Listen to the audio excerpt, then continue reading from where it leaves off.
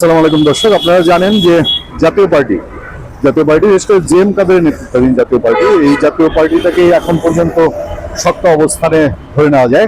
কারণ হচ্ছে আনিসুল ইসলাম মাহমুদের নেতৃত্বাধীন যে জাতীয় পার্টি এবং পরে তারা আনোয়ার হোসেন মঞ্জুর সঙ্গে যে জোটে গেছেন, তাদের সেই ফিল্ড লেভেলে জাতীয় পার্টির নেতাকর্মী সহ তাদের ফিল্ড লেভেলে সেই অর্থে ভাইব্রেন্ট অবস্থা যদি বলেন, সেটা আসলে খুব একটা কতটা গ্রহণযোগ্য এটা আপনারাই ভালো জানেন।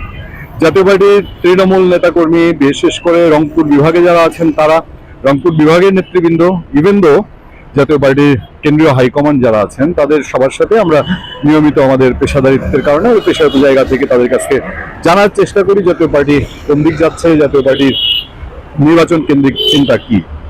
নির্বাচন কেন্দ্রিক চিন্তা এর মধ্যে জাতীয় পার্টি, বাংলাদেশ সরকার বলেন, নির্বাচন কমিশন বলেন, সেখানে প্রকাশ করার কোনো সুযোগ তারা পায়নি। মানে সরকার জাতীয় পার্টিকে রাজনৈতিক দল হিসেবে গ্রাহ্য করছে না, বোঝাই যায়। নির্বাচন কমিশনও গ্রাহ্য করছে না। বাংলাদেশ নিবন্ধিত রাজনৈতিক দল হলেও নির্বাচন কমিশন রাজনৈতিক দলগুলোর সঙ্গে যে মিটিং করেছে সেগুলোতে জাতীয় পার্টিকে ডাকা হয়নি। ফলে জাতীয় পার্টিকে বাধ্য হয়েই তার অবস্থান সম্পর্কে ইন্টারন্যাশনাল কমিউনিটির কাছে বিচার দিতে হয়েছে। সেটা যদি আপনারা বলেন যে IRI প্রতিনিধি দল এসেছিল তাদের কাছে, যদি আপনারা বলেন কমনওয়েলথ প্রতিনিধি দলের কাছে, ইউ প্রতিনিধি দলের কাছে, তাদেরকে জাতীয় পার্টি তাদের নিজস্ব অবস্থান এতদিন ধরে জানিয়ে এসছে যে নির্বাচনের লেভেল প্লেইং ফিল্ড নাই, আইন শৃঙ্খলা পরিস্থিতি ভালো না, ফলে জাতীয় পার্টি নির্বাচনে অংশ নিবে কিনা এটা তার একটা ধোঁয়াশা রেখেছিল। কিন্তু আমরা যেদিন কথা বলছি আপনাদের সাথে, সেই দিন এসে 26 ডিসেম্বর 2025 জাতীয় পার্টি 200-র উপরে তার নির্বাচনী আসনে চূড়ান্ত মনোনয়নপত্র ঘোষণা করেছে।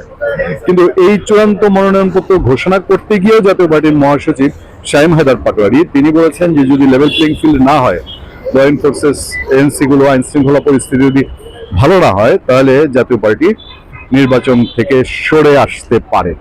আমরা যে একটু খোঁজ খবর রাখি, আমাদের কাছে যে ইনফরমেশন, সেই ইনফরমেশন হচ্ছে জাতীয় পার্টি নির্বাচন করতে চায়, নির্বাচনমুখী দল। কারণ নির্বাচন থেকে ছিটকে গেলে এই দলটা এমনিতেই প্রচন্ড চ্যালেঞ্জে আছে, সেটা আরো চ্যালেঞ্জে পড়বে।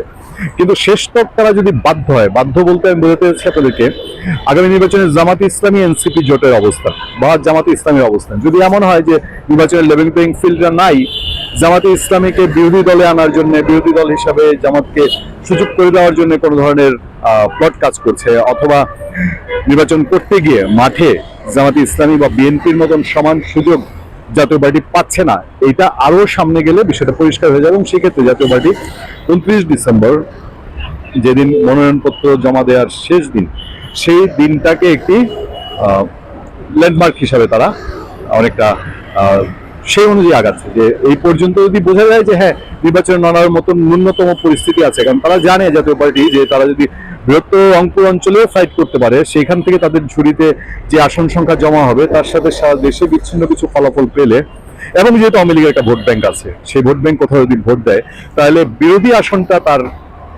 কেড়ে নেওয়া খুব একটা কঠিন হবে না। ফলে এইটুক পর্যন্ত জাতীয় পার্টি অপেক্ষা করে দেখতে চায়। তারপরও নির্বাচনের শেষ হিসাব বলতে অনেক কিছু কাজ করে। যদি জাতীয় পার্টিকে প্রচন্ড কোনো কোণঠাসা করা হয়, তাহলে জাতীয় পার্টি নির্বাচন থেকে সরে গেলে, এবং শেষতক যেটা রাজনীতি মাঠে আলোচনা আছে, জামাতে ইসলাম যদি মনে করে যে সে ইলেকশনটা এখন যেভাবে চাচ্ছে যেভাবে না হোক, তাহলে রাজনৈতিক যে টালমাটাল সিচুয়েশন তৈরি হবে, সেই সিচুয়েশনে নির্বাচন থেকে সরে যেতে পারে জাতীয় পার্টি। চাই জাতীয় পার্টি নির্বাচনের মাঠে থাকুক। ভালো থাকবেন, সুস্থ থাকবেন। আপনাদের সাথে আমি আতিক রহমান, পূর্ণিয়া।